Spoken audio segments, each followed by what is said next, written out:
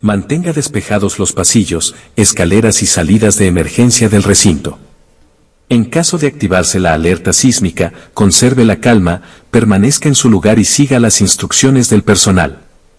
En caso de incendio, mantenga la calma y evacúe el recinto siguiendo las instrucciones. Si requiere atención especial, indíquelo al personal del staff del evento.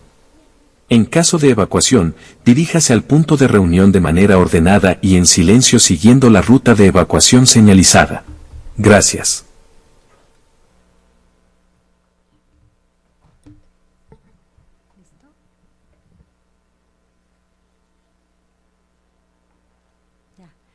Pues buenas tardes a todos, bienvenidos a nuestro primer seminario permanente de propiedad intelectual. Estamos muy contentos de poder recibir al profesor Mackenna. Me voy a permitir leer una breve semblanza de su currículum y pues como lo hemos hecho en otras ocasiones que tenemos invitados que no tienen el habla nativa en español, él va a hacer su exposición en inglés y posteriormente haré un breve resumen por aquellas cosas que pudieron haberse perdido y después vamos a interactuar un poco en traducción y Spanglish muy probablemente, ¿no? Pero bueno, el profesor Mackenna es vicedecano de la Facultad de Vida y Propiedad Intelectual y enseña y escribe en las áreas de propiedad intelectual y derecho a la privacidad. Su principal área de especialización es en el derecho de marcas, tiene un amplio reconocimiento como un experto destacado en esta área, que es de lo que va a comentar el día de hoy, y el profesor Mackenna ha escrito extensamente en casi todas las áreas de la propiedad intelectual, incluyendo patentes de diseño, derechos de autor, derechos de publicidad, también ha escrito de forma más general sobre innovación y políticas tecnológicas. Gran parte de su trabajo más reciente se centra en la intersección de los regímenes de derechos de propiedad intelectual y la intersección de derechos de propiedad intelectual con derechos conexos. El profesor Mackenna es codirector del Instituto de Tecnología de Derecho y Política en UCLA, tiene una colaboración con la Facultad de Derecho y la Facultad de Ingeniería y examinan los beneficios y riesgos que presentan las tecnologías como la inteligencia artificial y el aprendizaje automático, la robótica, la ciberseguridad, medios de comunicaciones digitales. Anteriormente fue codirector del Instituto CIFREN de Derecho de Entretenimiento, Medios de Comunicación, Tecnología y Deporte y ha participado activamente pues como profesor. Antes de incorporarse a UCLA, el profesor Mackenna fue profesor de Derecho de la Fundación John Murphy en la Facultad de Derecho de Notre Dame y fue director fundador del Centro de Ética Tecnológica en Notre Dame, que es un centro de investigación multidisciplinario que abarca toda la universidad y se centra en las implicaciones sociales y éticas de las tecnologías emergentes. El profesor Mackenna también ha sido profesor de la Facultad de Derecho en la Universidad de San Luis, visitante en la Facultad de Derecho de Stanford, en la Universidad de Toronto, en el programa de Maestría de Propiedad Intelectual en la Universidad de Turín con la OMPI y el Centro de Derecho de Propiedad Intelectual en Múnich del Instituto Max Planck. El profesor Mackenna es cofundador y asesor en Lex Lumina, una firma especializada en propiedad intelectual y tecnología, y antes de incorporarse al mundo académico ejerció tiempo completo en bufetes de propiedad intelectual en Chicago, donde litigó principalmente casos de marcas y derechos de autor. We are very happy to have you here and that you accepted the invitation to come to Mexico. He was telling us that this is his first time in Mexico City, so we are very happy that you could be here at UNAM and our seminar with this very interesting topic. Thank you, Mark. I think, yeah, this is working? Yeah, okay. Just a little bit closer. A little closer. Great. Well, thanks to all of you for coming. I'm so glad to be here. I'm sorry that my Spanish isn't good enough to present this in Spanish, so I will, if I start going too fast, tell me, and Anna, you can interrupt me anytime.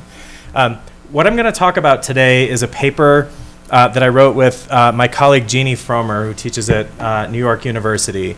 And the paper is about the way that the Amazon brand registry has transformed the ordinary practice of trademark law in the United States.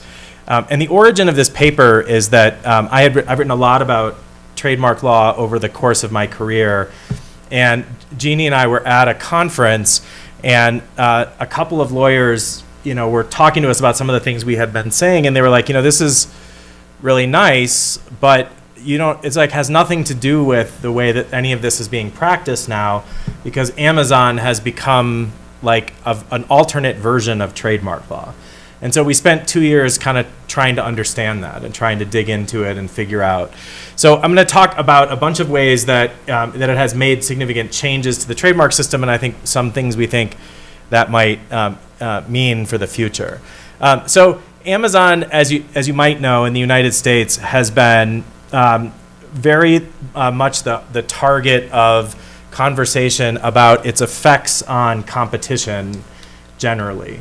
So among other things, in the previous administration, they were investigated a number of times for doing things like preferencing its own products on the platform. So it would downrank other companies, allegedly downrank other companies' products so that its products were always at the top of the searches.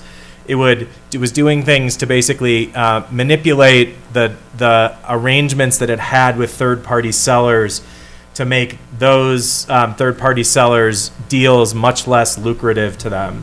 So they were getting a lot of attention from competition authorities.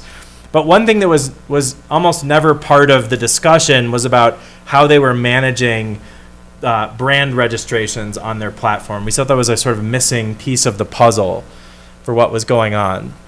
So the brand registry, the original version of the brand registry was created by Amazon in 2017.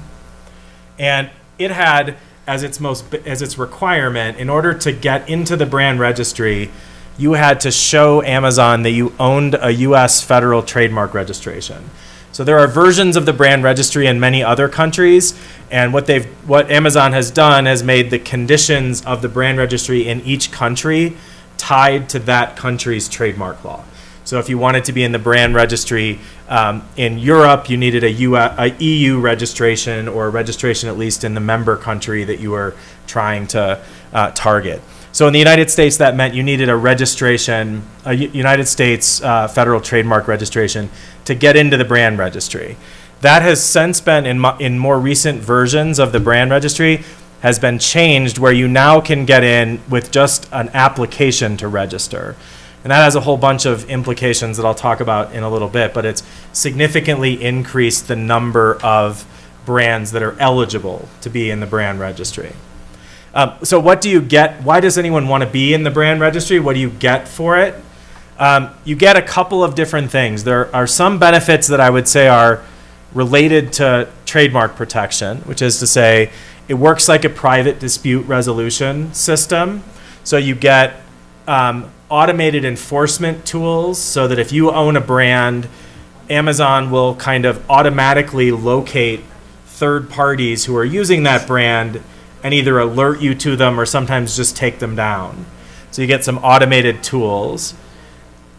You also get like notice and takedown, which meaning like you are sort of fast tracked in. Do I need to pause for a second here? Oh no, okay. You get sort of fast track treatment if you are a brand owner and you're in the registry and you complain.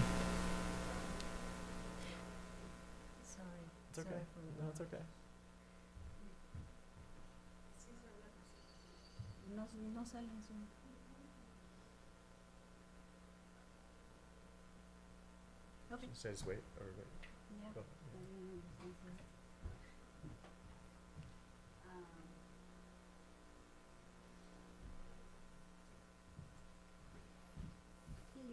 yeah. Okay. So that was at least originally the thing that was sort of most advertised about the brand registry. Was Amazon had been getting a lot of criticism for counterfeiting on the website, that a lot of brands were complaining that Nike, for example, didn't want to sell its actual authorized versions of Nike because they thought there were too many counterfeits and consumers wouldn't be able to tell them apart. Mm-hmm. And there were other kinds of brands complaining about that. And so the brand registry was initially sold as a response to that criticism, to say, okay, we take seriously the concerns about these infringements, so we're going to create a way for you to take care of them, right? To take them down or get them off your website. But the other thing that it did, which it wasn't as well advertised, but turns out to be a very important feature of the brand registry, is that you get other what we call algorithmic benefits to being in the brand registry, by which I mean if your company is in the brand registry, when consumers search for products on their platform, your products get preferential treatment as compared to companies that aren't in the brand registry, right? So you instead of having to pay Amazon to optimize the search engine, just by being in the brand registry, you get a bunch of tools that make it easier for you to do that. And those are really beneficial and advantageous, especially to small companies that might not have the advertising budgets or the kind of other kinds of significant marketing tools that big brands have. So this is like an additional set of benefits that were sort of like below the radar, but are actually very important to many companies. So between the two of these things, the sort of most basic thing to recognize is this has really given companies a lot more incentive to get federal trademark registrations in the United States because it's their ticket to being in the brand registry on Amazon. And given how powerful Amazon is and how much it can affect especially small sellers, it's like you almost have to be on Amazon to exist in selling in that marketplace. Okay, so let me say a little bit about that most basic thing, because this is, I think, the sort of most fundamental change, which is the consequence of the brand registry that you can see in the data, but is understandable given the incentives, is a very significant increase in the number of applications to register that have been filed. Okay, so why would that be? Why would it be so many more registrations? Well, the answer to that is, in the United States, trademark rights do not depend on registration. You don't have to go get a federal trademark registration to own trademark rights.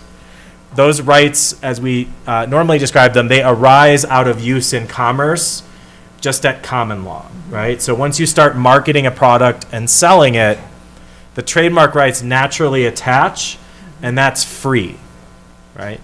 Okay, most importantly, a couple of things I'll talk about, which is basically all that means is that a court is evaluating, is it the right kind of thing for it to be a trademark? That word that we use is distinctiveness, right? Is it distinctive? Does it identify you as the seller? And are you using it the right way? And as long as those two things are true, we recognize trademark rights in you. So that doesn't mean we don't have a registration system. We do. There's a big federal statute that provides for registration, but the registration isn't mandatory. It's just comes with some benefits. So it's like an encouragement to register. It's not required. But that encouragement isn't that strong in the United States because courts at least have understood that the same federal statute allows you to enforce unregistered trademarks on basically the same terms, which is to say, owning a registration is only a very marginal benefit, and it's only a marginal benefit that is worth it for really big companies who are sticking with their brands and who might want to register in other countries and who are going to be selling across the entire country. Most small and medium-sized businesses, until very recently, were perfectly content to just rely on unregistered rights. It wasn't worth the time or the expense to get the registration because they didn't really need it in order to have valid rights. And so there was no point in going through the exercise.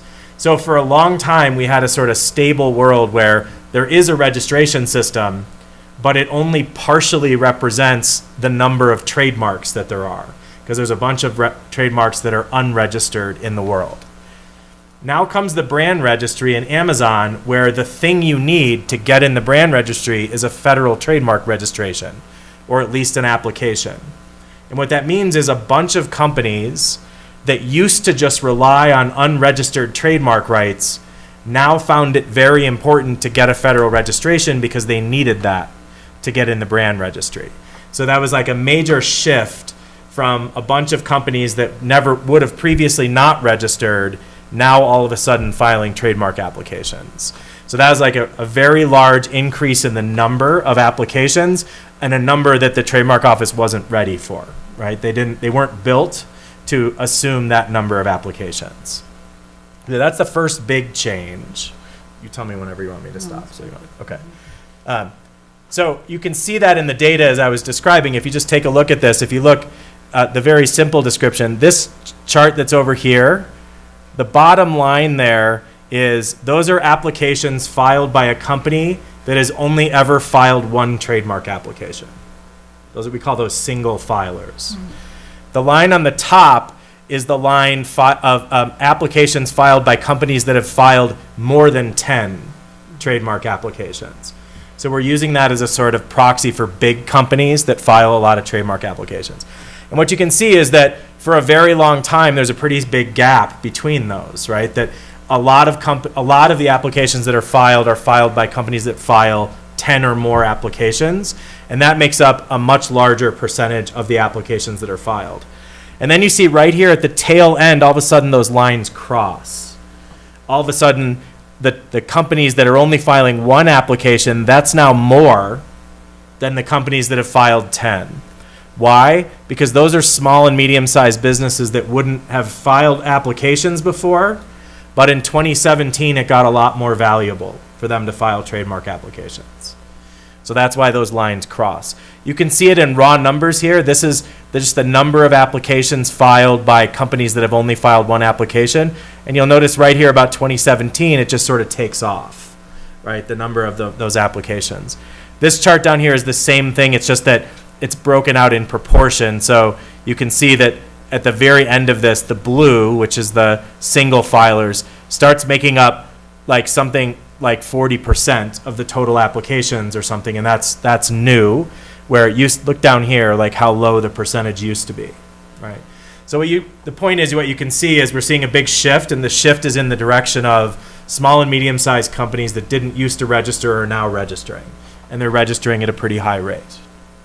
Okay. The second thing that we describe as a sort of effect of Amazon is that it has created the opportunity for lots of extortion on the platform. So here's how that happens, which is a small or medium-sized business that sells primarily by putting its products on Amazon, but that in the past didn't ever think it needed a trademark registration. It's just selling on Amazon, but it's actually the legitimate owner of the trademark because it's been using that trademark for a long time. So somebody comes along who wants to take advantage of that, and they look at who's selling on Amazon, and they figure out which of those companies doesn't have a trademark registration. And then they run to the trademark office, and they file a trademark application in their own name for the brand that's already being sold on Amazon. Why do they do that? Because then they can go get themselves into the brand registry because they have the trademark registration, and they can then block the legitimate seller from selling on Amazon and otherwise extort money from them to be able to be allowed to sell. So we see all kinds of examples of this. Like this is just one that we found. This is a New York company that had been selling furniture on products on Amazon for quite some time. It had for years been using the trademark Sagonizer, and some enterprising company looks on Amazon, sees that brand name, goes to the trademark registry and finds out they don't have a registration for it. So that company goes and gets a registration and then turns around and blocks the legitimate company from selling on Amazon. So we did some interviews with some of these companies, and sometimes these small companies, when they get blocked from selling on Amazon, it puts them out of business, right? Because that's the only way that they sell. And if they can't sell on Amazon, they literally can't operate their business. So that makes it really easy for someone to say to them, if you want to be able to get back on Amazon, you're going to pay us $10,000 or you're going to pay us whatever, because it's so that's the other thing it's done is because there were so many companies that were previously operating believing they didn't need a federal trademark registration, the brand registry created an opportunity for people to wind up taking advantage of them. And we saw lots of those examples. Okay, I'm going to keep going, but interrupt me whenever. So it's not just that the brand registry changed the number of trademark applications, it changed the kind of trademark applications that we were getting. And particularly what it did was it increased registration of descriptive and generic terms, so things that describe features of the product or that are just the name of the product category, right? How does it do that? Well, it does it because the way that the trademark office has always dealt with these is to say, you can't register a descriptive term by itself, at least one that doesn't have secondary meaning, and you can't register a generic term at all. But they would sometimes, and they still do, register those terms if you put them in like a stylized format. If you add a picture to them, or you make them a particular color scheme. And the way that they've always understood that is to say, this is a real example. Somebody registered the term mustaches, and if you notice what the goods and services are, it's for fake mustaches, right? So that should not be registrable, right? The word mustaches is just a generic term for that. It shouldn't be registrable. Why did it get registered? Because of this picture that it's in. And the way the trademark office has always understood that is to say, that doesn't mean that you own the word mustaches. It just means you own that particular image of mustaches. But the problem is on Amazon, the only thing they do is word matching. They don't match the images. So the company that gets the registration for this, when they submit it to Amazon for the brand registry, Amazon treats it as if it's a registration for the word mustaches, period. It doesn't do any of the sort of thing that the trademark office thinks that it's doing, right? Where they're trying to limit the scope of the mark. So what happens is a whole bunch of people who are on Amazon, you'd be surprised how many sellers of fake mustaches there are on Amazon. There are a lot. They all of a sudden get blocked because one of them has a trademark registration, right? So the reason why we don't let people register descriptive and generic terms is because we think other companies have a legitimate right to use those terms to compete, right? Other companies that are also selling fake mustaches are supposed to be able to say that they're selling fake mustaches. So this is like subverting competition because of the way that they do the brand registry. They don't actually enact the trademark rule. They're doing some different rule where they're just matching the words. So what does that do? It makes it really valuable to get a trademark registration for a generic or a descriptive term, because to get it, you just have to persuade the trademark office that you're going to use a picture. But on Amazon, they're going to ignore the picture. So you're going to get to block everybody else from using that term, even though trademark law says you don't get that, right? You're going to get to do that on Amazon. So we get a big increase in the number of those. Okay. Here's the second kind of other mark that we get a lot, is what in the US is getting described as nonsense marks. So what I mean by nonsense marks is strings of letters or numbers that are not words, right? So if you see some of these other ones like Z, GG, CD, so you can't pronounce them as if they're regular words because they're not, right? They're just strings of letters and numbers. So you wonder, like, why would anyone want to make that their brand name, right? Because one thing a brand name is supposed to do is be memorable, right? Like you need to be, for it to work as an actual brand, consumers need to remember it and they need to think, oh, that tells me something. So why would you put like a random string of letters and numbers? Well, the answer to that is it's super valuable on the platform for two reasons, right? One is it's really easy to get a trademark registration for a nonsense mark. I'll explain that in just a second, but because of the way the rules work about how those applications get evaluated, it's very easy to get them quickly. And remember what I told you at the beginning, which is that one set of benefits of the Amazon brand registry is about trademark enforcement.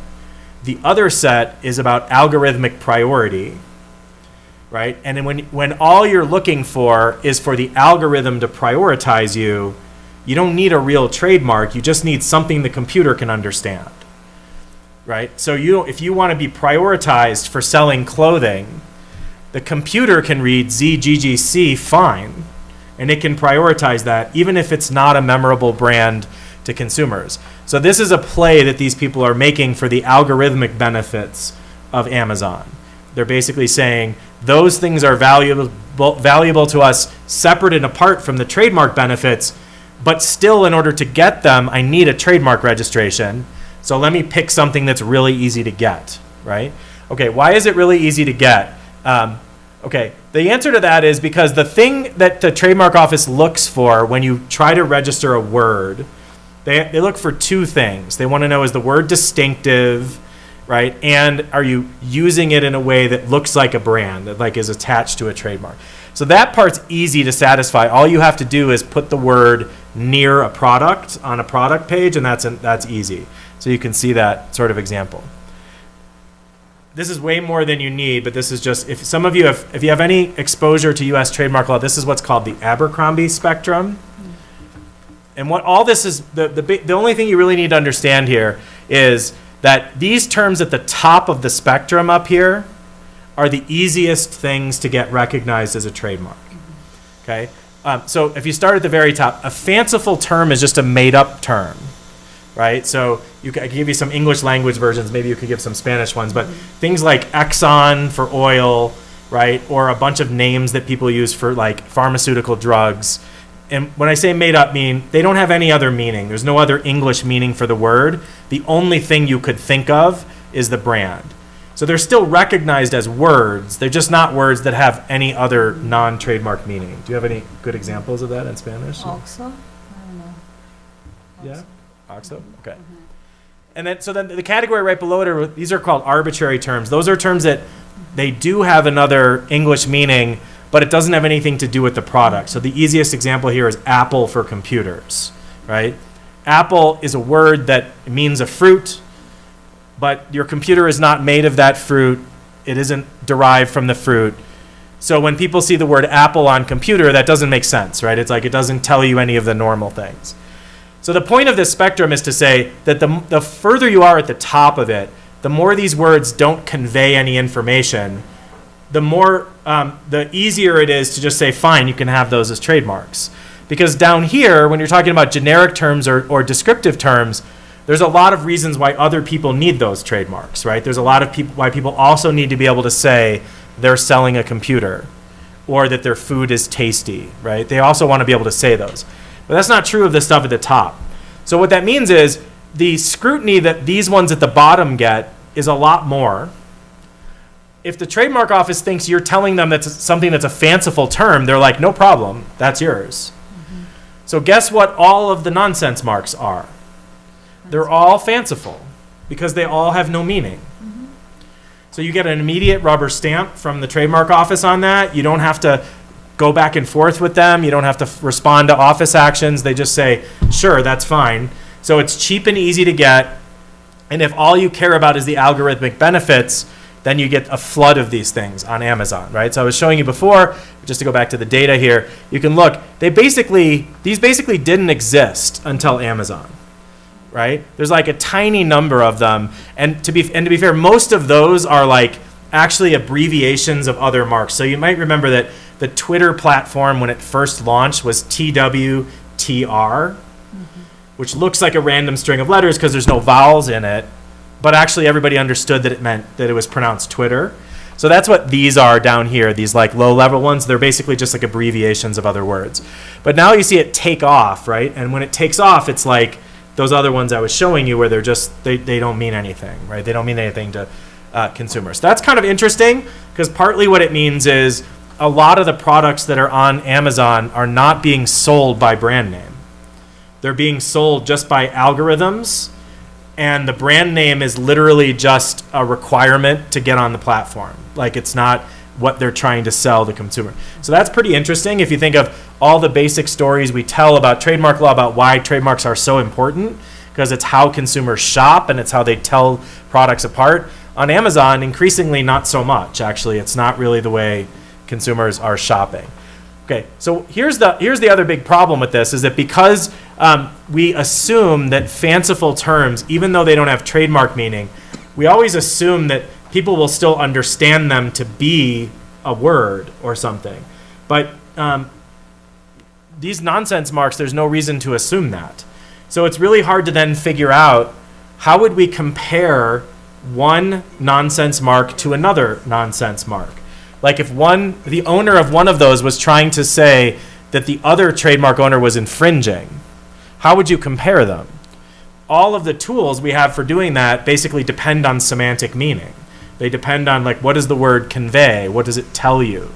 And if you're dealing with two things that don't tell you anything, does it just mean like they're all confusing or none of them are confusing? Basically, all of those rules kind of go out the window, which is to say that the assessments that we use of things like confusion become kind of impossible to use, right? Also, the last thing I'll just say about this is the other thing that's becoming pretty clear is another reason why companies like these nonsense marks is because there's no accountability for them. Because they're not memorable, as soon as consumer reviews start to be negative, they just drop the nonsense mark and get a new one. So there's no way to get any sort of continuity of information, which is, again, partly what the story we tell about what trademarks are supposed to do, is they're supposed to let consumers kind of fix their expectations, either positive or negative, right? If you go to a grocery store and you buy a product and you dislike it, the way you remember in the future not to buy that product is you remember its name, right? Or what its package looked like.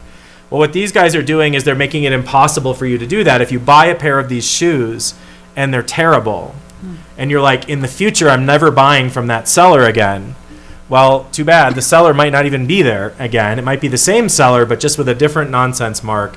So these availability of these things is basically creating like a market for lemons. Like it's creating lack of accountability for sellers.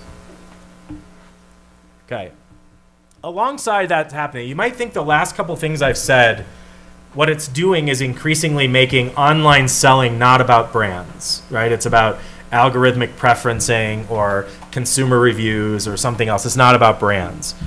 Except it's about one brand in particular on Amazon, and that is Amazon's brand, right? Because there's one company that benefits enormously if consumers stop searching for other brands, because Amazon gets to put its brand first. So if it were to turn out, hypothetically, that most of the stuff you find on Amazon is junk, the way for you to get a guarantee that what you're getting is not junk is to buy the thing you have confidence in, and that comes from Amazon. So unsurprisingly, Amazon, there's been a boom for Amazon filing trademark applications to register its own brands for all these products, right? So all of a sudden, Amazon Basics is the most common one that they use in the United States. I don't know if there's a different one that's used in Mexico, but all of a sudden, like there's an explosion. So they used to sell under a lot of different brands. They've consolidated the number of those brands, but significantly increased the number of products that they're using it on, right? And why were they doing that? Because guess what comes up first in your search when you search just by product category? If you say, I want t-shirts, the first thing you get is Amazon's t-shirts. If you say you want running shoes, the first thing you get is Amazon's running shoes, right? And so there's this interesting dichotomy where what they're doing is sort of simultaneously undermining the efficacy of third-party brands while increasing the investment in their own brand, right? Which is why this is part of the reason we thought this was a missing part of the competition story. Okay. So let me say a few things about this before I finish, and then I'm happy to answer any question. The first thing when we started talking about this is a lot of people said to us, oh, well, like, Amazon's big now, but like surely there were other examples of this happening in the past. And a couple that people mentioned to us were, I don't know if you know what the Sears catalog was, but there was a retailer in the United States that was called Sears. And Sears, the way that it got at one point to be the biggest retailer in the United States. And the way that it did that was it had a catalog, a printed paper catalog, that it would send to like every household. And Sears became like a proto-platform. So they didn't have obviously an online presence. But for a lot of sellers in the country, if you wanted to be able to reach a mass market, you needed your products to be in the Sears catalog, because that's how they would sell it. And Sears had physical stores that you could go buy them at, or you could buy through the catalog, right? Another one that people suggested to us was like there was a boom in trademark applications and registrations at the beginning of the .com era, because people started filing trademark applications for brandname.com, right, or for companies online. But it turns out that neither of those things show up in the data in any meaningful way. There's nothing in the data that would reflect any significant increase in the number of trademark filings that's attributable to the Sears catalog. This is a pretty steady line that's an increase. Here's the little bump that's associated with the domain names. So that's that bump is real, but you'll notice it goes away when the bubble bursts on the internet. And then what we get is pretty normal return again until here, where it starts to take off again, right? Which is a way to say, at least in terms of the data you see at the trademark office, the effect of Amazon is truly unprecedented, right? There really is no comparison to it in the history. So this is, so Amazon's, whether it's just Amazon's dominance or what its effect is in the brand registry, is of orders of magnitude greater than anything we've ever seen before. So a few things just to think about is, one is that a good thing for a single company's platform rules to have that substantial an effect on your legal system, right? Do we really want to live in that world where one company can basically read? So, the thing we were first told, like, you need to pay attention to Amazon or you don't really see what's happening in the trademark system, that bears out, right? That turns out to be true. So that's like a, I think an existential question for like how you design a legal system, how you think about it, how it should relate to private ordering and private dispute resolution, and whether you want changes in that. If you did want to change it, then you have a set of questions about whether the changes should come by adjustments that are made to the trademark registration system. Like, what are the things the trademark office could do? A couple that seem really obvious. They could stop accepting trademark applications that don't that involve descriptive or generic terms, but just happen to have like a stylization. They could realize that in the real world, those things get enforced as if they've been granted a registration in the generic term. So you should not register trademarks that include a generic term, no matter what else they have in them, right? That's one thing you could do, right? Another thing you could do is you could say, all of these nonsense marks, those are not real trademarks, you should reject them all, right? You could like start, so you can imagine tweaking some rules of eligibility. Those wouldn't be, I think, radical changes. They would require the trademark office re-understanding how these get used in the real world, but could be possible. Amazon could make a couple of very small tweaks that would make a big difference too. One of the things I told you is in their more recent platform or brand registry adjustments, they started accepting applications to register trademarks rather than just registrations. So why did they do that? Ironically, they did it because the increase in the number of registrations that was coming because of the brand registry meant that it was taking the trademark office longer to issue registrations. So the amount of time between when you filed your application and when you got your registration was going up. It was going up because there was a lot more applications coming in. And it was a lot more applications coming in because of Amazon. But in order to deal with the complaints about that, instead of saying, maybe we should think about how do we dial down the number of applications, they were like, yeah, people shouldn't have to wait for the registration. We'll just let them come in with an application. Okay. What did that do? It increased even more the number of applications that went in, because now you can get in the brand registry without even having to get a registration, so you can apply to get something you know you're not going to get, and you still get in the brand registry. So we're allowing the brand registry to be used to enforce things that are not legitimate trademarks and that wouldn't ever have gotten registered. So Amazon could easily just stop doing that, right? That would be a big change. The other thing it could do is it could start requiring more than just word matching, right? It could say that if you have a registration and the registration has a symbol or a logo, that someone has to be using that, right? If they're going to be considered infringing. So there's like adjustments both sides could make. Not that they would fix all the things, but I think could be meaningful. The last thing I'll just say is like when we started presenting this, a lot of people had the question, like a lot of people's reaction to it. One category of people's reaction was, we should just burn Amazon down, right? Amazon is terrible for small businesses. It's bad for competitors. So a lot of people who thought that already about Amazon, they thought our paper was like more reason to hate Amazon. Other people who think Amazon is basically good, right? It lowers costs for consumers. It allows more competition and more choice. They were like, well, all this might do is it might change the way competition works. And what they meant by that was it might mean some brands just stop selling on Amazon altogether because the gaming of this is like requiring them to play a game where the value of their trademark is getting driven down. And what might they do instead? They might start doing a lot more platforming and selling through other social media platforms like Instagram, right? Where you start seeing a lot more direct-to-consumer selling. So that's kind of interesting because you might start thinking the result of that will be not more competition on Amazon, but more competition between platforms for brands. Now, my own reaction to that is to say that brands that have sufficient following, that have brand awareness, Instagram's a pretty good place for them. But Instagram doesn't do algorithmic targeting and searching in the same way that Amazon does. It definitely has an algorithm for you, right, that serves you certain kinds of things.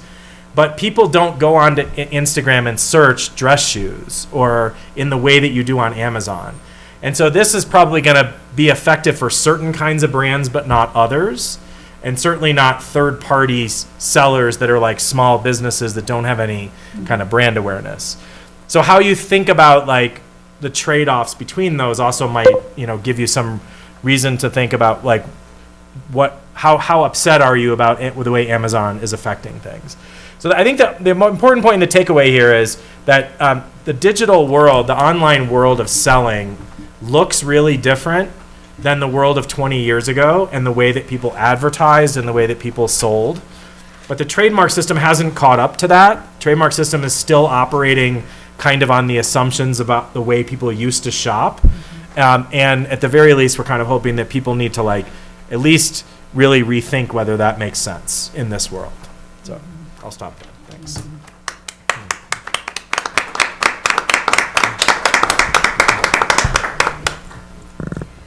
Well, thank you very much, Mark. I'm going to make a very short summary in Spanish just to catch up with the main points of your presentation, and then we're going to take comments and questions.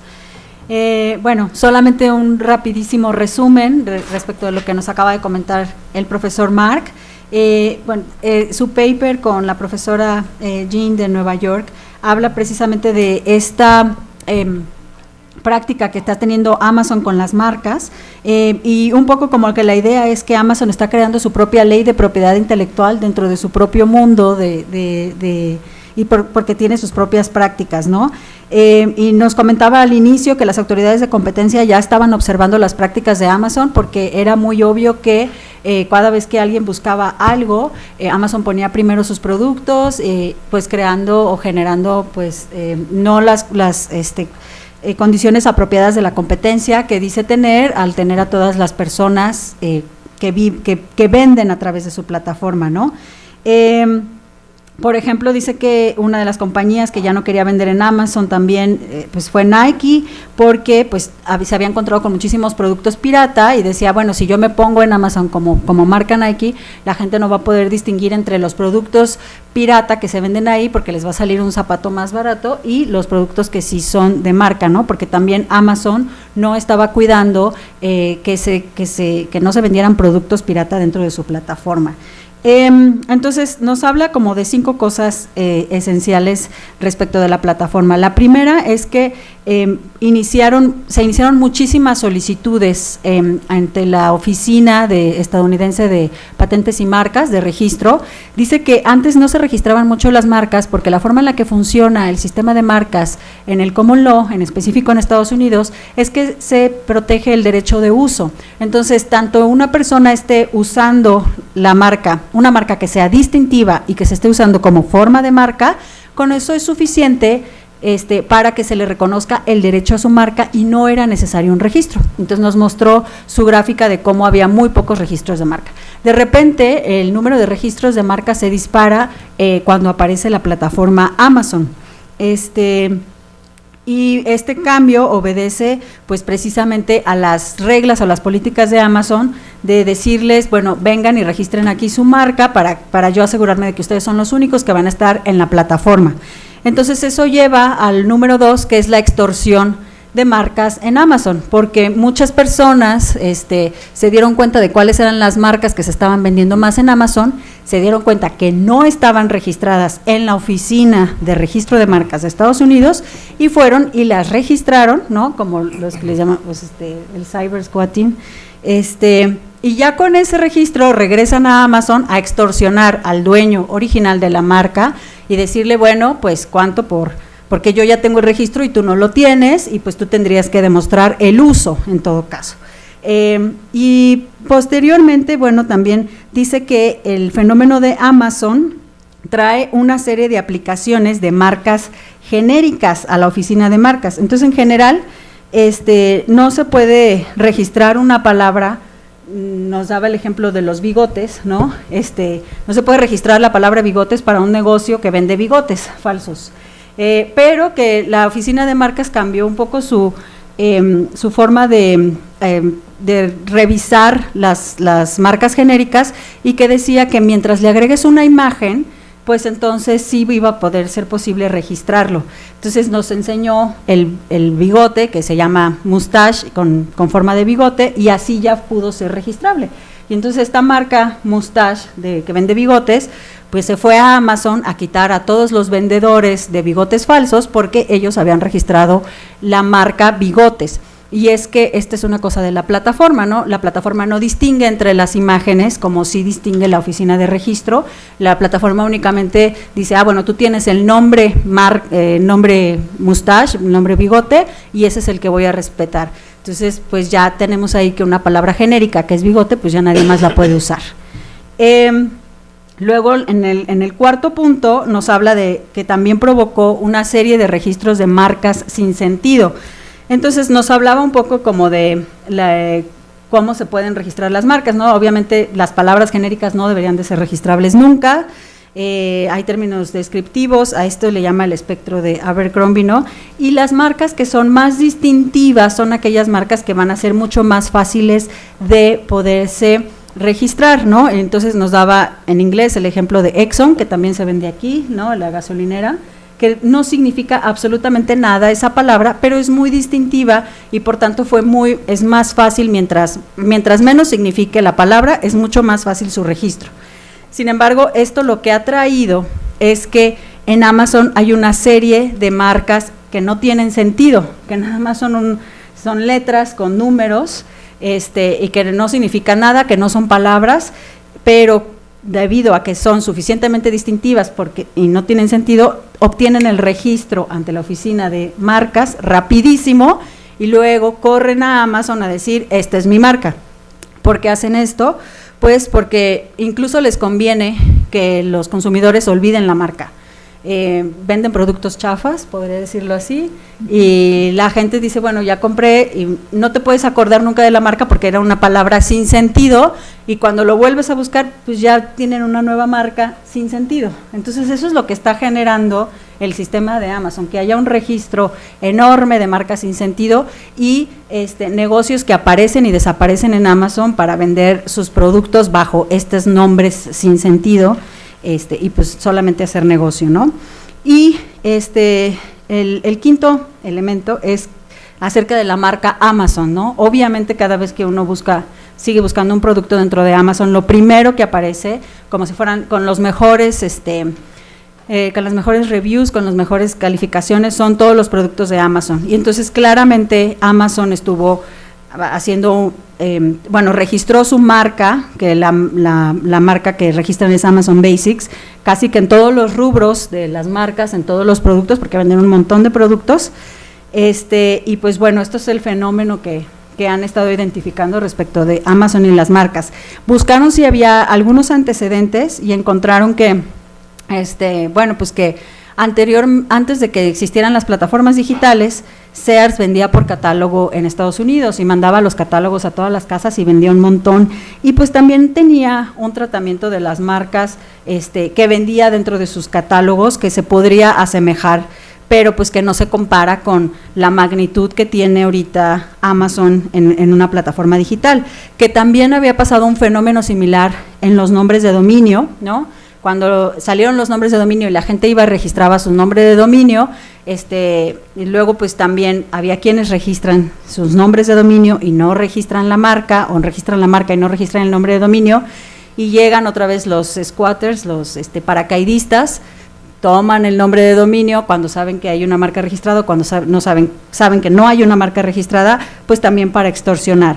Pero que a pesar de estos fenómenos, realmente el efecto que está teniendo Amazon sobre el sistema de marcas, pues no tiene precedente y tiene varias implicaciones, ¿no? O sea, están haciendo pues su propio sistema legal de marcas dentro de su plataforma. ¿Y qué proponen los profesores en este paper? Bueno, varias cosas. La primera, que naturalmente la Oficina de Patentes y Marcas de Estados Unidos no debería de permitir las marcas sin sentido, ¿no? Porque están siendo nada más dañinas al consumidor y que pues no deberían de permitir que estas marcas sin sentido se registren tan rápidamente, ¿no? Sabiendo que pues no hay un negocio, bueno, con todos los datos que tienen ellos, no hay un negocio detrás. Que respecto de este incremento del número de registros, lo que ha pasado es que el tiempo que pasa entre la aplicación y el momento en el que te otorgan el registro o el título, pues obviamente se ha acrecentado porque pues no aumentan el número de personas que trabajan en la oficina, pero sí aumentó exponencialmente el número de registros que se pedían, y que esto llevó o empujó a que Amazon tuviera su propio registro de marcas. ¿Por qué no? ¿No? Entonces, Amazon está permitiendo que marcas que todavía no obtienen el título de parte de la Oficina de Registro de Marcas se registren con Amazon, para que ellos sean los únicos vendedores bajo ese nombre dentro de la plataforma. Y pues nada, dice que su artículo ha generado muchas reacciones, ¿no? Hay quienes pues se ponen en el lado de hay que quemar Amazon, ¿no? Mata a los negocios pequeños y además está haciendo un desastre del sistema de marcas, pero pues que también hay quienes están viendo que estas prácticas de Amazon está haciendo que cambie la forma en la que funcione la competencia del mercado digital, y nos daba el ejemplo de que ya muchas marcas se han mudado a plataformas como Instagram, solo que la forma en la que funcionan es muy diferente, porque en Instagram se ofrecen los productos específicos para cada persona, y no necesariamente tú te metes a Instagram a buscar algo para comprar, se supone que estás ahí por otra cosa, aunque termines comprando algo, ¿verdad? Pero justamente, ¿no? El algoritmo es muy diferente porque pues ofrece productos más especializados, pero es cierto que muchas marcas se han mandado para allá debido a las prácticas que está teniendo Amazon. Entonces, bueno, ese es un brevísimo resumen de lo que nos platicó el profesor Mark. Si quieren, en lo que tenemos algunas reacciones, voy a hacer una pregunta, juntamos las preguntas de los profesores también, y le damos la palabra para que nos responda. Yo le quiero preguntar justamente si la marca de Amazon no es famosa, porque justamente estábamos medio platicando de esto, y por acá tenía otra pregunta, pero se me acaba de ir. Bueno, question, is Amazon not a famous trademark? Because you said that they are registering the trademark Amazon in any other product, and they have increased the registries in basically all of the products that they sell. But is it a famous trademark? Does that change a little bit the situation? So Amazon very likely is a famous trademark in relation to the services of running the platform. Mm-hmm. But so Amazon's original business model was not that it was mostly selling its own products. It's a platform where other people sell their products on the platform. So what it's offering is services, right? It's offering advertising services and platform services where other companies can sign up with them and sell the products on the site. Sometimes Amazon sold the stuff itself, but the things that it was selling were not Amazon branded. So even when it was selling directly as the seller, the thing you were buying were, Nike branded tennis shoes, or you were buying, other brands, other products from other brands. You weren't buying them. So what they're registering now are like house brands. So they're products that they're selling that compete with third-party brands, but that are branded as Amazon brands. So instead of them being a direct seller selling you a Hanes t-shirt or a t-shirt from some other brand, they're selling you a t-shirt from themselves that is an Amazon brand. And that's relatively new. They had never been doing that. So it wouldn't have been, a few years ago, I don't think people wouldn't have thought of Amazon as a company that made t-shirts or made tennis shoes. So it wouldn't have been thought of as a trademark for those things. It would have been more the third-party selling. But what it's doing now is competing with its own customers, right? It's competing to sell products that it used to ask third parties to come and pay them to sell on their site. Yeah, the way it works here in Mexico is that we have two types of famous trademarks. The one that you just described that is just in one product, we call it very well-known trademark, something like that. But when a trademark is famous, then they can choose, it's protected for any of the products and services. For instance, Coca-Cola, is a famous trademark, so it doesn't matter that Coca-Cola doesn't sell televisions, TVs, no, because in the end, nobody can use it because it's a famous trademark, but it's not. Yeah, that's not technically true in American trademark law, although it practically is true, because even though in theory your rights are related to the things you're selling, the more well-known a brand is, the more scope of protection it gets, because courts start finding more things to be confusing. So it sort of indirectly gets you that effect. And then we have another concept called dilution, which is not about confusion, but that's expressly limited to famous brands, famous trademarks. But it's a strange beast because it almost never matters in cases where a brand is really well known, because they can almost always make a trademark infringement claim. Okay. Sí, bueno, sí tengo por ahí unas observaciones en español. Ok, Mark. Este sistema o este nuevo sistema que se ha desarrollado a partir de esta plataforma seguramente se ha reproducido en otras plataformas como es Mercado Libre en América Latina. Seguramente tenemos ese mismo fenómeno y me parece que podría suceder en otras plataformas, en otros campos donde se está aceptando esta especie de registro particular, donde son, en este caso, los dueños, los titulares de los derechos sobre las plataformas, los que están convirtiéndose en las autoridades para aceptar o no una marca. De hecho, ellos están induciendo a que se registren las marcas de esta forma. Esto, quisiera, la pregunta al respecto sería si sabes si se está reproduciendo este esquema en otras plataformas. Esa sería la primera. Y si quieres, no sé, la otra que deriva es que si nosotros tenemos ya este fenómeno, esta problemática, porque al final es una problemática donde se están saltando, se está obviando la ley respecto del registro. Si bien es cierto, este no es un título de una marca que conceda derechos exclusivos, entenderíamos así, al final de cuentas se convierte para la propia empresa que está induciendo el registro en algo que tiene un cierto valor, ¿no?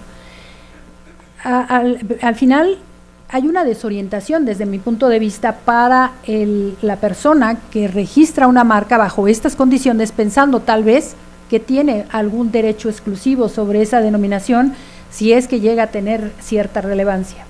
Eso por un lado.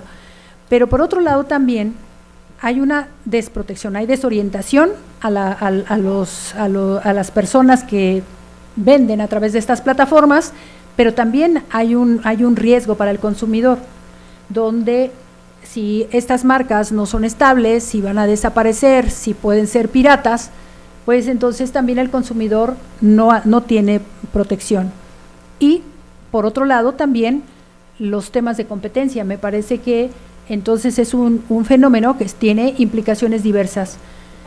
¿Qué opinas sobre esta necesidad de que haya también una tal vez vigilancia por parte de las autoridades del consumidor, de las autoridades competentes en materia de competencia económica, porque hay como muchos riesgos alrededor de todo esto, amén de que se está violando pues las leyes de propiedad industrial.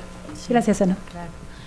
So basically, if you know, the first question is, if you know if this model of Amazon is being reproduced by other platforms, and what is happening, well, she says that maybe some other players in Amazon are disoriented about what is happening with the brands, and they might be in disadvantage, and that there are risks also for the consumers, and there is like a clear violation of the law of competition law.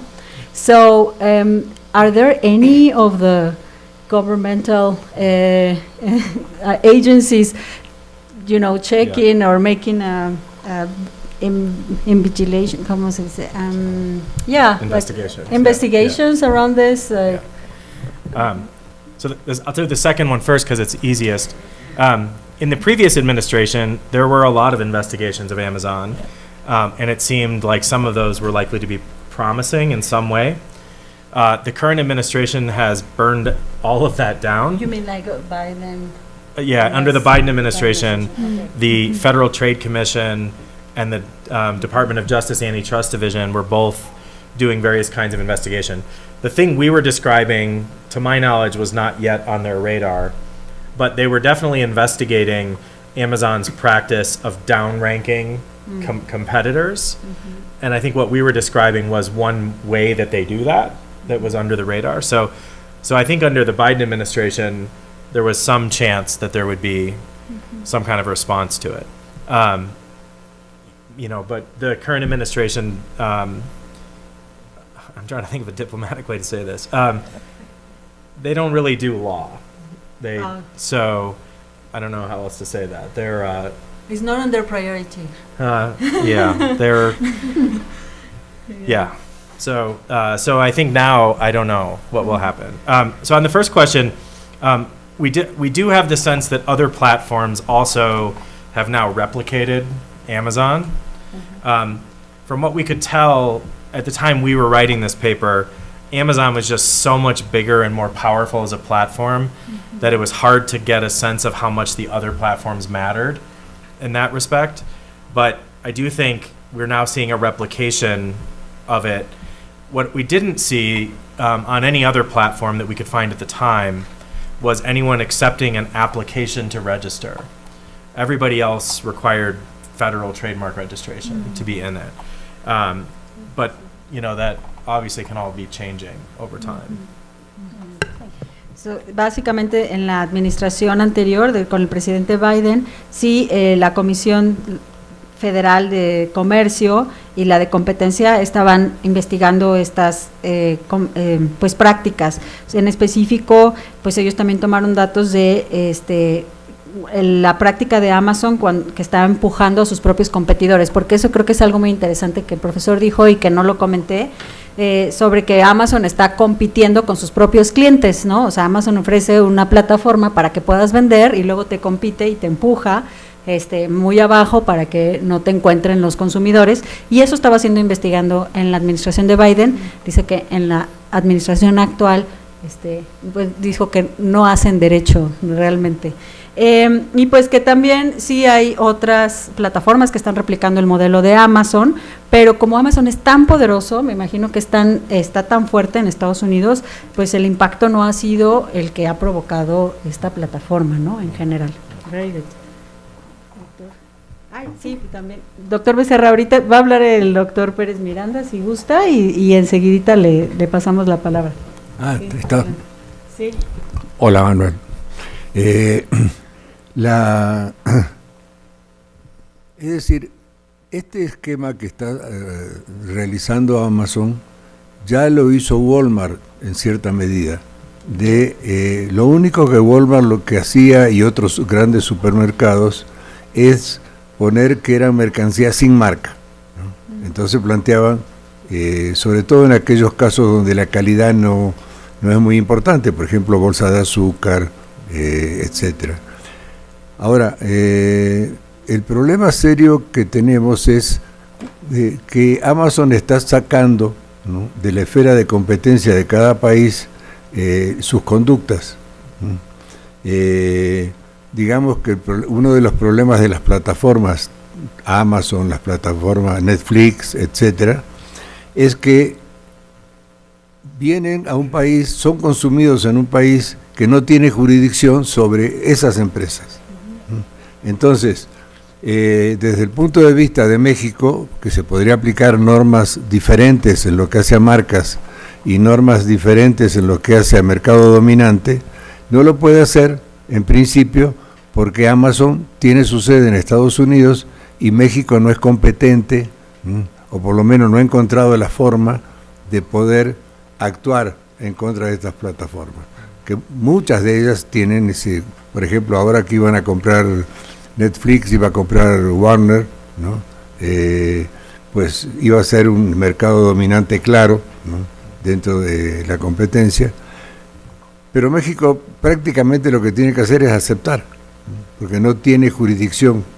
La jurisdicción territorial de la propiedad intelectual se viola a través de estas plataformas que existen en otros países y, digamos, nosotros somos mero mercado de consumo. Well, he says that Walmart already had some of these practices, and where they will have merchandise without trademarks or without brands. No, like, I'm confused. But one of the big problems is that Amazon is outside of local jurisdictions. They probably, well, they are in Seattle, right? Yeah, they're a company from Seattle. And but here in Mexico, like the government, for instance, they cannot call Amazon for the local jurisdiction. That's what he was saying. Although I have a class on contract law, and I've been following terms and conditions of Amazon for the last 5 years, more or less, and they change in the beginning the term and condition for resolving conflicts, this dispute resolution. It was an arbitration in Seattle under the AAA rules, and today we have an arbitration in Mexico done by a Mexican authority. And so I do think that there is some lobbying there trying to bring them to their local jurisdiction, I would say, but I don't know if you have some comments. I mean, I think, I'm not a competition law expert, but I would think every country has the ability to tell Amazon you can't sell in our country unless you submit to certain kinds of rules, just like they would with a physical store. But I don't know. It is certainly true that other retailers have for a very long time been selling products with their own brands. That's been true in the United States for a very long time too. I think what's different about Amazon is that those retailers also didn't usually just allow third parties access to their store to sell. So anyone who sold in Walmart Walmart is buying those goods from those people and then reselling. They're not just saying who would like to sell on our shelves, right? And that's what Amazon is doing. They're saying anyone can use our platform and sell. And so when you're in a physical space, there's a limited amount of shelf space, and they're selecting products, and they're making contracts with those sellers. On a platform, there's like any number of sellers could be there, and they're third parties, selling, where Amazon is trying to tell people this isn't even us, like we're not selling on the platform. So I think that's the biggest difference, is because of those third parties on the website, rather than just selling on your brand in a physical store, that's what's driven everybody to need their own trademark registrations. I think that's the biggest difference. So yes, interestingly, Walmart's online platform now they're trying to make it look more like Amazon. They're trying to have third-party sellers on it, but Amazon was just so far out in front of everybody else that they just have scale that no one else does. Sí, dice que la diferencia quizás es que Walmart compra los productos y los pone en su, en este caso también plataforma digital, ¿no? Pero en sus estantes. Mientras que, eso da un número limitado de productos que pueden estar ahí, mientras que pues en Amazon es un número completamente ilimitado y es lo que causa que haya tanto boom de los registros de marcas, ¿no? que comentábamos. También dice que pues sí debería de ser una responsabilidad de los gobiernos el decidir si una plataforma puede vender o no adentro del territorio nacional, siempre y cuando que cumplan las reglas de jurisdicción. Yo creo que es algo que, no sé, Temu y Shane han de haber pasado por la Profeco seguramente. Bueno, el doctor Manuel Becerra, por favor, doctor, creo que sí está. Sí, adelante. Sí, buenas tardes. En principio, felicidades al profesor Mackenna. Muy interesante su exposición. Y yo tenía una pregunta en la misma dirección que Rafael, pero al haber hecho la pregunta, porque esa es mi preocupación, es decir, las plataformas, y no solamente en el caso de Amazon, sino en términos generales, Google, etcétera, etcétera, al realizar, o mejor dicho, al ser de carácter transnacional, realizan muchos actos que están creando derecho. Pero mi pregunta sería, en principio, o una opinión, más bien, que en realidad lo que está, el fenómeno de Amazon con el sistema de marcas de los Estados Unidos, está creando una violación de la soberanía de los estados, porque lo que están realizando es una aplicación del derecho estadounidense a otros países. Evidentemente, cada uno de los estados debe dar una reacción. Y mi pregunta sería, ¿ha habido alguna reacción, por ejemplo, en otros países como los países de Europa, que ya han tomado cartas en el asunto en el caso de Google, por ejemplo? Esa es mi pregunta. Si el profesor Mackenna sabe si algún otro país ya ha dado una respuesta sobre ese acto. Y la segunda reflexión es que, lo sabe muy bien Ana, por ejemplo, en el caso de los nombres de dominio, al principio existía ese tipo de problemas, inclusive esta actitud de hacer lugares en la red con alguna marca y después venderlas. Eso se resuelve mediante la creación de un sistema de solución de controversias. Y por otra parte, también la parte estadounidense debe de establecer, no es una cuestión de que si se acepten o no las marcas genéricas, sino establecer claramente que Amazon no es una oficina de marcas, sino que quien tiene la autoridad son las oficinas de marcas, concretamente la de Estados Unidos. Entonces, mi pregunta serían dos: antecedentes como una reacción en algunos países, por ejemplo, en Europa, y dos, la idea de que son los Estados Unidos, en principios, que deben de controlar a las empresas como Amazon, estableciendo claramente que no son plataformas de carácter comercial, pero no son oficinas de patentes. Okay.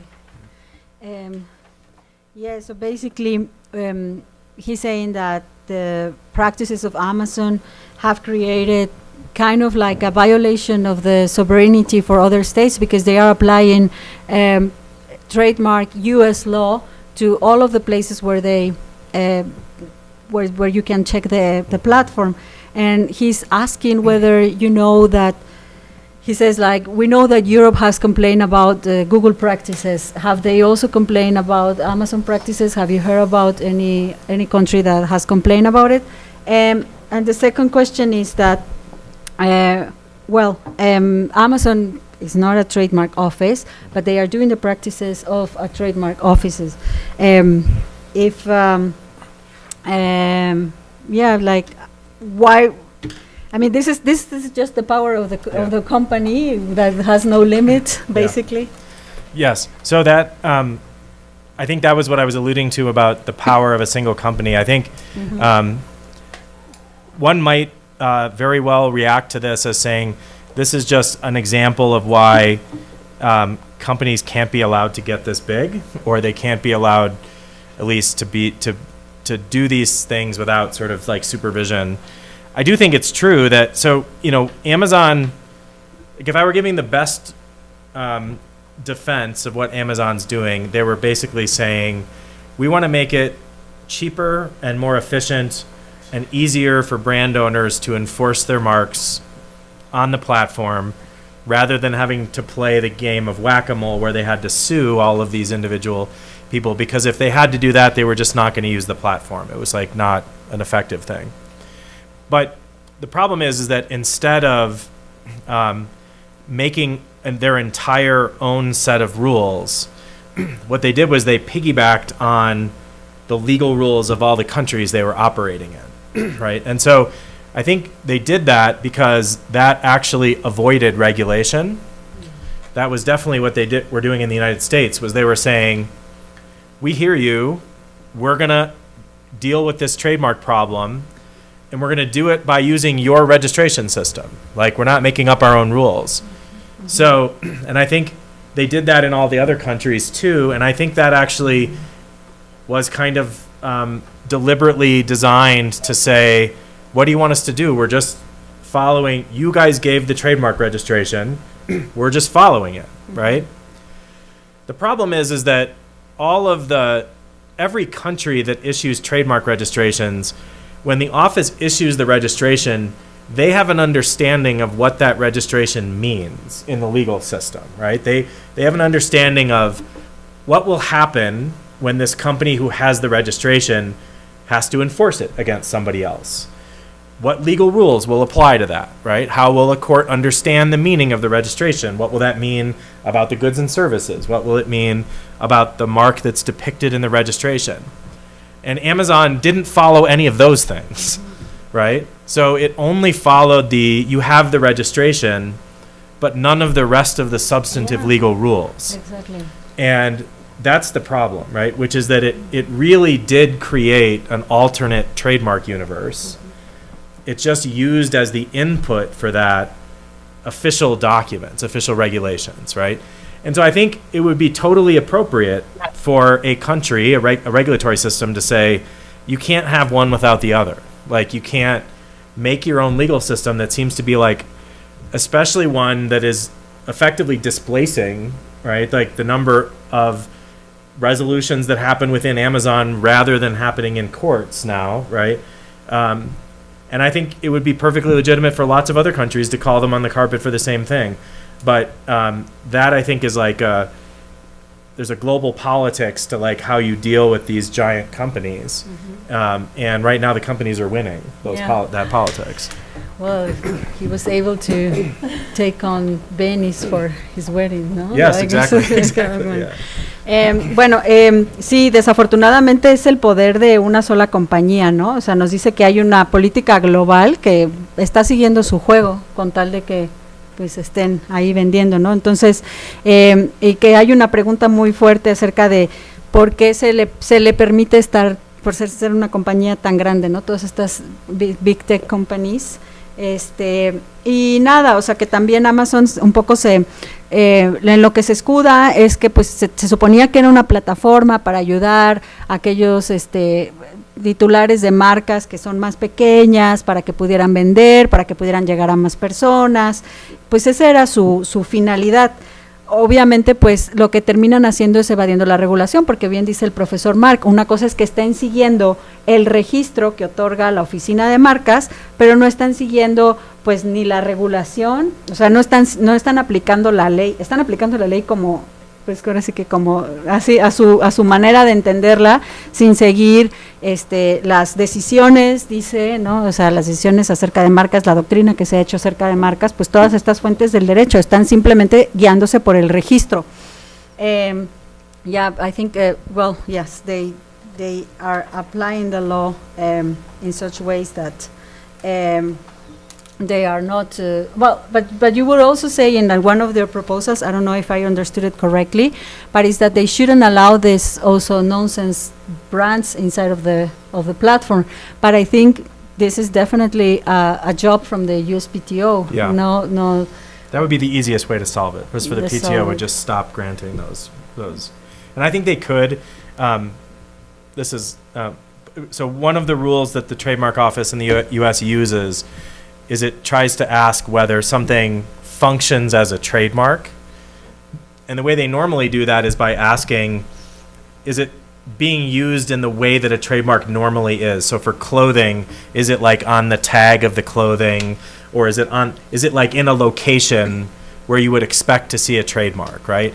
And does it look like a trademark? Is it like, is it big and stylized as opposed to being like in the small print? So they're asking these questions about like, does this thing look like it's working like a trademark, right? And they say that's about whether it functions as a mark. But I think you could easily say that nonsense words are not functioning as a mark, not because they're in the wrong place, but because they have no meaning. And when they have no meaning, they can't convey source information, right? And I think they could easily adapt that rule and just say, it doesn't have to have meaning that describes features of the goods to you, but it has to have some kind of comprehensible meaning. It has to be at least able to be processed as a word, right? Or as some kind of symbol. And if it doesn't have that, then it's nothing, right? It's not a trademark. Sí, bueno, una diferencia que hace es si deberían de estar revisando si se está usando, sobre todo estas marcas que no tienen sentido, ¿no? Que son palabras sin sentido, si se están usando como marca, es decir, si está como en la etiqueta, si está, bueno, en algún lugar de la ropa, ¿no? Pero que, pues, aquí el argumento en contra es que dice, bueno, mientras se funcione como una marca, es decir, que funcione nada más en la plataforma para vender, pues se justifica que exista y que pues este es un criterio que debería de cambiar desde la oficina de marcas de Estados Unidos, porque solamente deberían otorgar aquellas que tengan algún nivel de comprensión. Si bien las palabras no tienen un significado, sí debería de tener algún nivel de comprensión mínimo, ¿no? O sea, pues como Exxon, no nada más letras bueno, tomamos preguntas. ¿Usted quiere hacer un último comentario? Tomamos preguntas del público. Bueno, si quieres, sí. ¿Nos ayudas, Gilberto, para pasarles el micrófono? Ay, muchísimas gracias.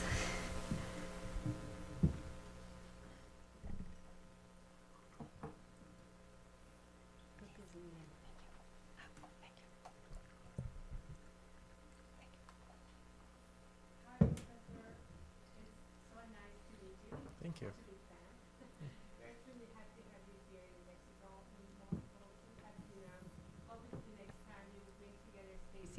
Or Mark Lemley or all the crew. So I just wanted to inquire about the process of this so very well done paper, where did the idea start, how many times take the process, everything about it. It's just such a great piece. Thank you. Thank you. That's very nice of you.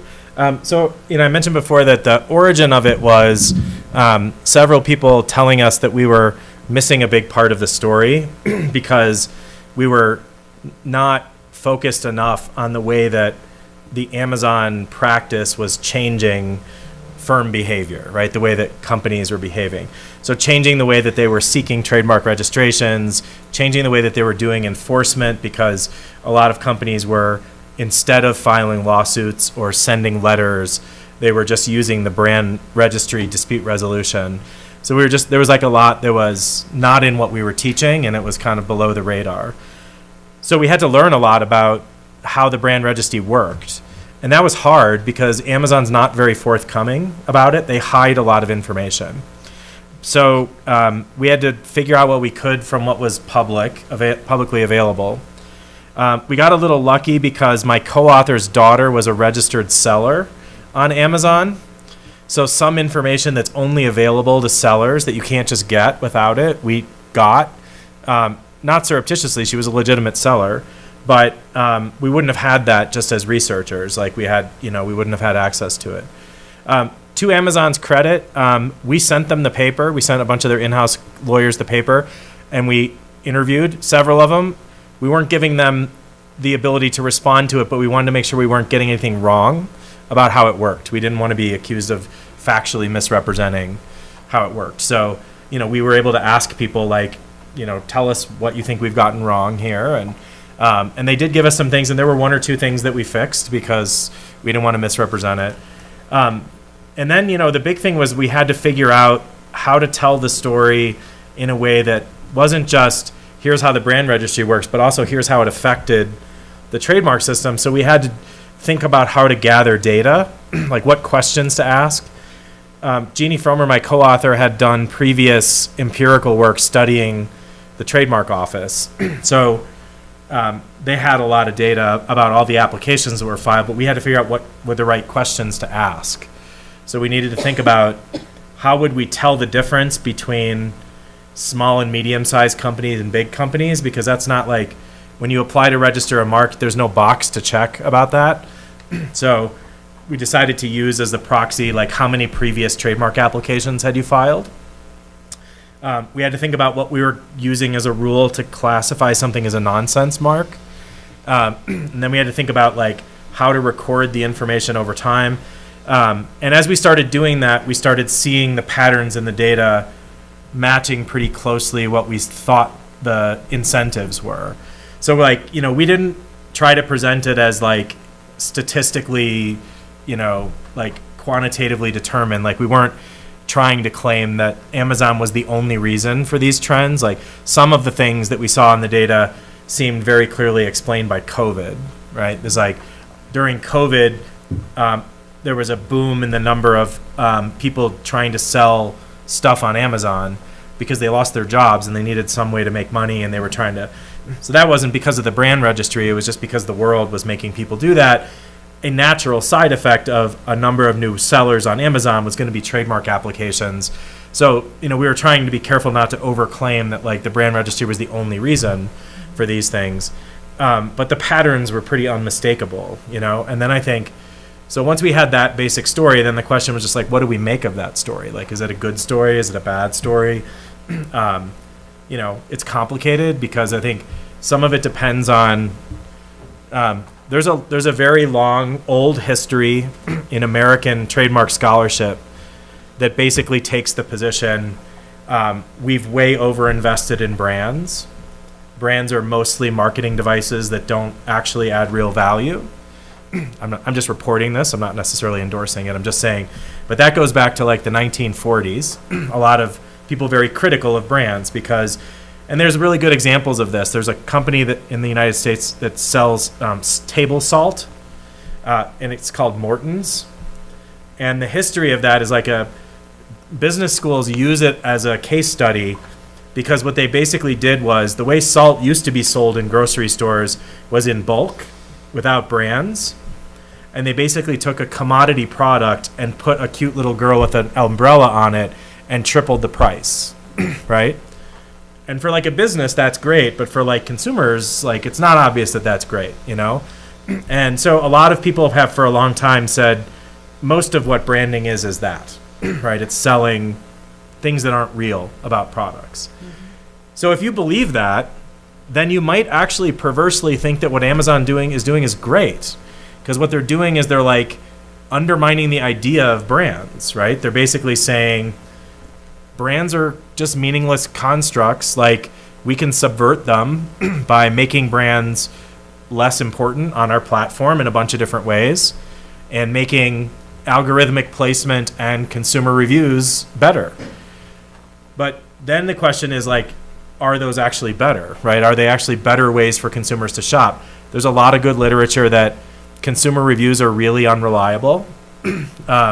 because the only people who write consumer reviews are people who either loved a product or hated it. They're sort of like teaching evaluations that way, actually. So the broad middle of people whose experiences with the products are not either like fanatical or really negative, they're not really represented in there. There's also a ton of fake reviews that bots produce. So if you think, yeah, I would like for brands to get taken down a peg, but then how do you shop, right? Like, what do you use? And are those things good replacements? So I don't think at the end of the day felt like we could answer all of those questions, but we thought like this case study should make us all think a lot more about those questions, because it's like it's changing the way that the commerce is working. Yeah, I like how the shadow registry concept or name really applies to this situation. Thanks so much. Thank you.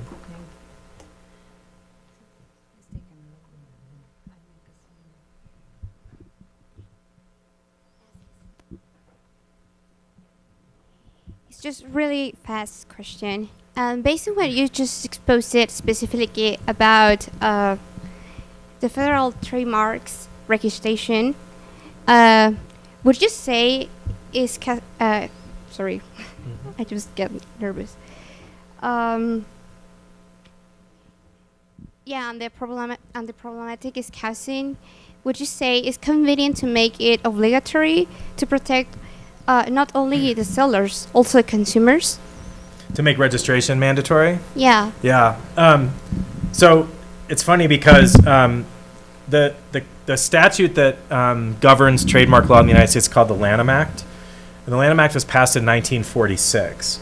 And it has really only been tweaked a little bit since then. It's never really been substantially changed. But when they passed that law, there was a very robust conversation about exactly that question, right? About should we make registration mandatory? Should we not? And it's actually kind of interesting that they didn't, because the people who were most interested in passing that statute, the thing they were most worried about was lack of notice and the possibility that all these different people would be using in different parts of the country and nobody would know about each other. And the solution to that is a registry. Like, that's the obvious solution. It's what the UK had adopted, which is what US common law was based on at the time. Most other countries that were already at that time signatories to the Paris Convention had already adopted registration systems. So it's sort of a historical puzzle that they didn't, except that maybe they didn't think they could. I bet that if you were to allow those people to go back in time now, they would have said that was a mistake, right? That they should have done it. Interestingly, though, in the intervening 50 or 60 years, a lot of people started to think that the availability of unregistered marks was a real benefit of the American system. And the reason is because they're free, right? So you could advise a small company who would come to you and they'd be really worried as a startup. They'd be like, we haven't done anything to protect our trademark. And you could say to them, honestly, yes, you have, just by existing, right? Just by using the mark, you have a trademark, right? Now, that's, of course, only as good as you're willing to enforce it against other people. And it's harder for other people to know that you're using it if you haven't put it on the register. On the other hand, it costs probably at the end of the day thousands of dollars to get a trademark registration. You still have the questions about enforcement.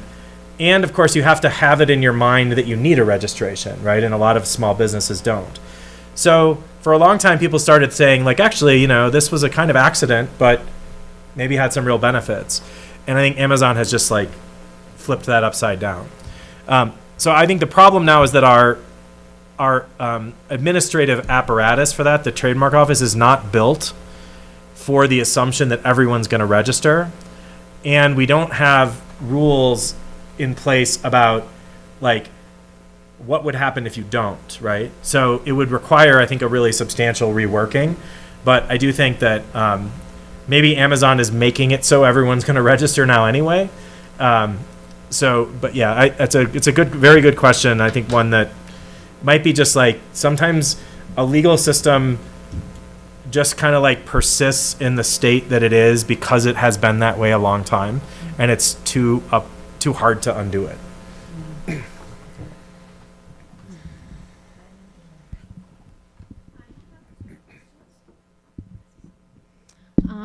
one is if you know, I don't know, maybe it's beyond your scope. If you know, with Amazon Basics, if they, for example, T-shirts, if they acquire the company that sells T-shirts and they say, well, we are going to sell Amazon Basics from now on, or if they actually start a business from the ground to make T-shirts. I don't know for sure. My best guess is that it wasn't an acquisition, but they don't make the T-shirts. They're just buying those T-shirts from some third-party supplier and putting their brand on it.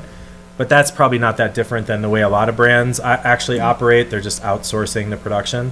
So that's my best guess about how they're doing that. Okay. Even Chanel, no? Yeah, all of them, right. And the second question is whether you think if Amazon is actually setting the pace or the course of how e-commerce is evolving. Because Amazon Jeff Bezos started selling diapers online. And he tried to compete with a company and try to buy them nicely, quote, and they say no. Well, he started selling the same diapers, but cheaper. There were many stories like that, right? That was what I mean. That was, I think, what originally got the competition authorities interested. Is there were many stories where he basically said, either you're going to give me your company or I'm just going to undercut you and compete with you, and then easily downrank you. So if you would have asked me that question 2 years ago, I would have said, it's really hard for me to imagine anybody unseating Amazon. They're so big, and third-party small sellers rely on them so much that it's just like they had such a scale advantage against everybody else. Even other really big companies like Walmart that were trying to compete with them, Walmart had like a tiny market share compared to Amazon.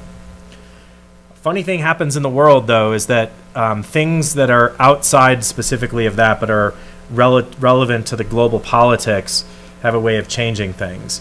So there's a pretty substantial anti-Amazon movement in the United States now because Bezos is too close to Trump. And Bezos has basically tried to, influence. I'm going to use the word, I'll put it in air quotes just because I've seen what they do to people, but I don't know if you saw recently, Amazon bid to release this movie about Melania Trump. And they gave her a very large advance on the movie, which no one is watching. And everyone understood it to be protection, right? That he was just paying the Trump family money. He didn't care about the movie. The movie's terrible. Nobody cares about the movie. People are just finding ways to bribe Trump. And the thing is that there's a very large and growing group of people in the United States who are reacting to that by no longer patronizing. So there's a very large big box retail chain store called Target in the United States. Target has lost like 30% of its business in the last 2 years because they've been seen as too cozy with the Trump administration. And Amazon, like, it's a thing that I see on my own social media all the time now. People discontinuing Amazon Prime, going off of Amazon. So, I don't wish for the world to be the way it is, to have this effect. Like, I wish people would have understood that Amazon was a problem, not because of the current situation, but it might be that current situation takes them off their throne eventually. I just don't know what replaces it at the moment, and that's the problem. What's one way that it's getting replaced now is some other companies are starting to take up share from that, including there's another big chain called Costco in the United States. Costco is they make a very big public show about their social responsibility, which seems legitimate, and so they're drawing a lot of the Amazon traffic away. So, yeah. Thank you.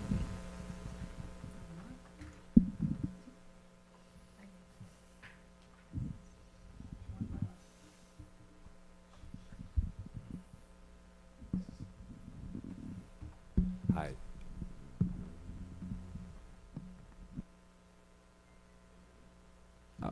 Okay, well, hi, Professor. Thank you for today's lecture. I find it really interesting. And I actually wanted to follow up on your conclusions. Drawing from your findings, what do you think should be prioritized to address Amazon's impact on trademarks? Is it reforming trademark doctrine itself, or directly regulating Amazon as a platform, or Yeah. pursuing both? That's for my first question. And for the second one, what would success look like when talking about regulatory action, specifically when talking about platforms as big as Amazon? Yeah. So, I mean, my own view, this is probably going past the paper, is like, I think Amazon's just too big and needs to be regulated more than it is.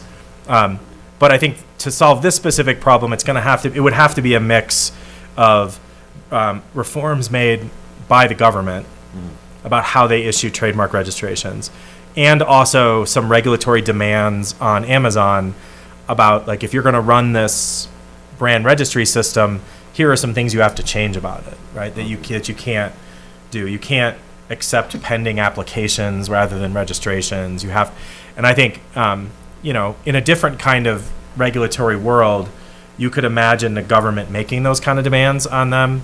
I don't think those are happening anytime in the next few years, but I think it would have to solve it. But I think, of course, you're right that it seems to me like the real underlying problem here is Amazon's too powerful, right? And it's like too easy for their rules to corrupt the rest of the legal rules. So, one thing you might say is, like, a test of whether a company has gotten too powerful is its ability to warp an entire legal system just by virtue of its own practices.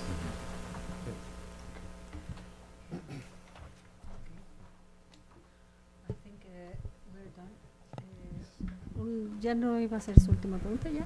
¿Así? ¿Listo? Sí, yo creo que Sí. Bueno, hago un brevísimo resumen de todo lo que acaba de decir para despedirnos, pero bueno, me gustó mucho la pregunta también de Liliana, que le preguntó cómo hizo el paper, ¿no? En general, y pues nos comenta un poco como de su técnica de investigación. Dice que una de las desventajas que tenían es que Amazon no da información, naturalmente, pero que afortunadamente la hija de su coautora está suscrita como vendedora en Amazon y hay información que sí le da a los vendedores, y eso fue lo que, tomaron mucha información de ahí, afortunadamente.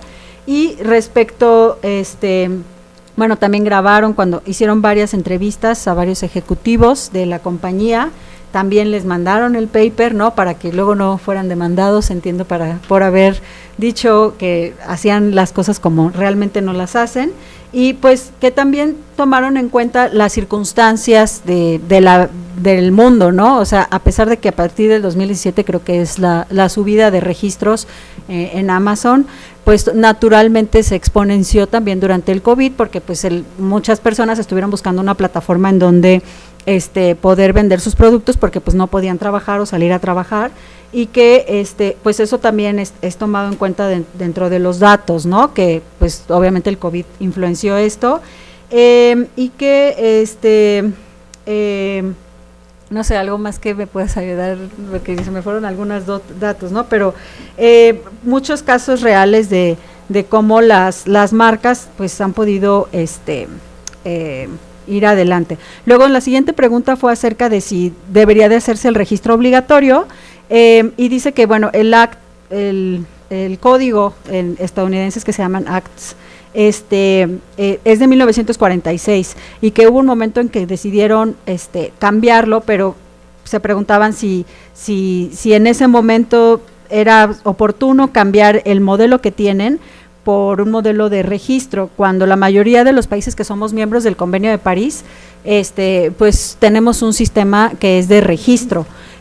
Sin embargo, pues dice que es muy difícil cambiar como una forma legal, ¿no? O sea, el sistema legal como que tiende a persistir para lo que ya se tiene y ya se conoce, pensando que un poco se beneficiaba a las pequeñas compañías, porque pues el registrar una marca en Estados Unidos cuesta varios miles de dólares, y pues una pequeña compañía puede tener una marca con solo el hecho de que sea distintiva y estarla usando, ¿no? Con eso puede tener acceso al derecho de marcas. Entonces era un poco como pensar en estas pequeñas compañías. Luego la siguiente pregunta fue acerca de los registros de Amazon Basics, y si las compran o las hacen, y dice que no, que todo es comprado a maquiladores, y pues ellos nada más les ponen la estampa, ¿no? O sea, no produce Literalmente no produce nada Amazon. Y nos comentaba la doctora Laura que Jeff Bezos empezó vendiendo pañales, y que, bueno, pues los empezó vendiendo más baratos, y que como, bueno, pues sí era posible que se los comió, ¿no? Entiendo por el ejemplo, finalmente Amazon se comió a las compañías de pañales, y él dice pues que si le hubieran hecho esta pregunta hace 2 años, sí hubiera pensado que era muy difícil hacerle una competencia a Amazon, por lo grande que es esta compañía, ¿no? Entonces nadie le puede dar pelea, te va a comer, si no estás con ellos, pues no puedes vender, pero que últimamente, como Jeff Bezos está muy cercano a Trump, la gente está haciendo un movimiento para no comprar en Amazon, y que poco a poco ese movimiento pues empieza a ser más fuerte y más fuerte, que de hecho uno de los epítomes es que sacaron una película acerca de Melania que nadie vio, ¿no? Entonces, también dice que, bueno, que es un fenómeno en Estados Unidos, porque otra empresa que se llama Target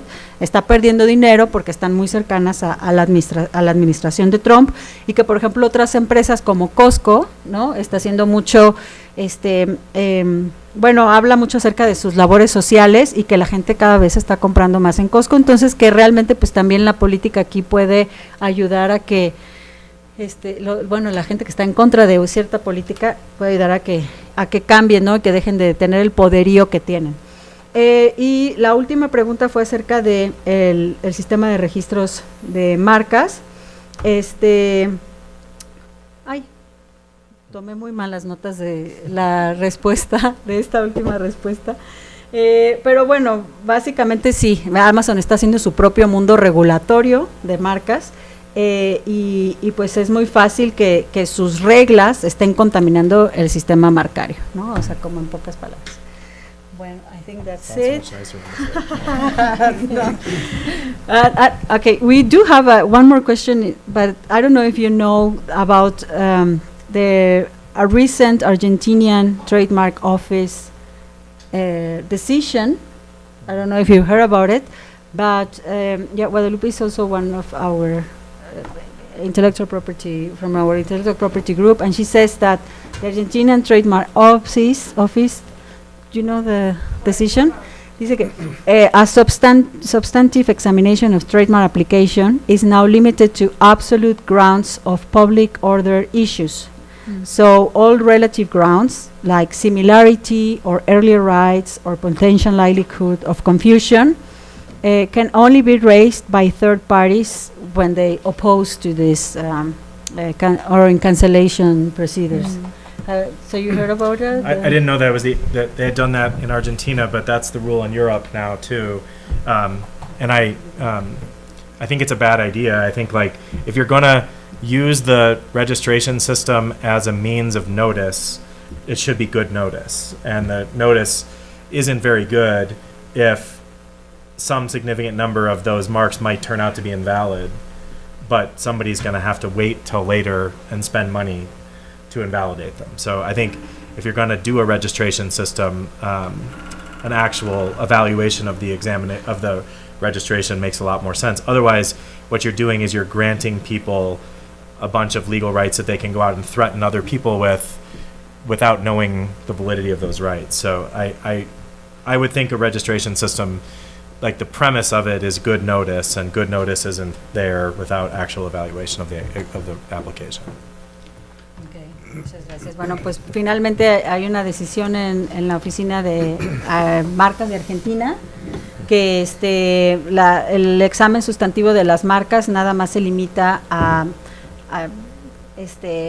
temas de orden público, y que no se revisa similaridad o confusión o que alguien tenga un derecho previo, y que eso se lo deja nada más a las terceras partes para que luego vengan y lo contiendan. Y nos dice el profesor Mark, mala idea, también se está haciendo en Europa, al parecer, y pues el sistema marcario sí debería de pues no permitir que haya un registrador de marcas, porque al final del día le estás dejando a los otros titulares de la marca, ¿no? A los que se está confundiendo, los que tienen una marca previa, pues ahora sí que les estás dejando que tienen que ellos litigar por su marca, ¿no? Por defender su marca, y pues eso es mucho más costoso que detenerlos desde el registro. Pues bueno. Hay una tendencia similar en Estados Unidos respecto a las patentes, de ser muy ágil. Patents as well in the US. I mean, patents are very substantively examined. They don't always get it right as a result, but they do reject something like 40% of patent applications. Que sí les revisan bastante bien, que rechazan casi el 40% de las aplicaciones. Well, thank you so much, Mark. It was a pleasure to have you at our seminar, and you're always very welcome to come back whenever you want. Thank you. Thank you. Thank you. Thank you. Congratulations.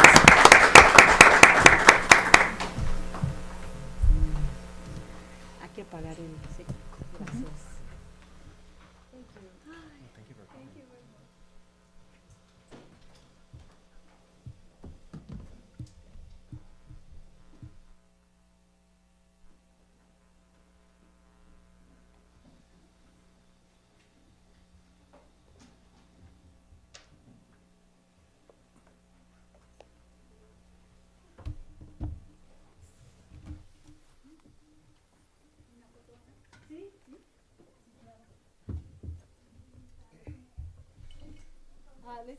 Let's take a picture with the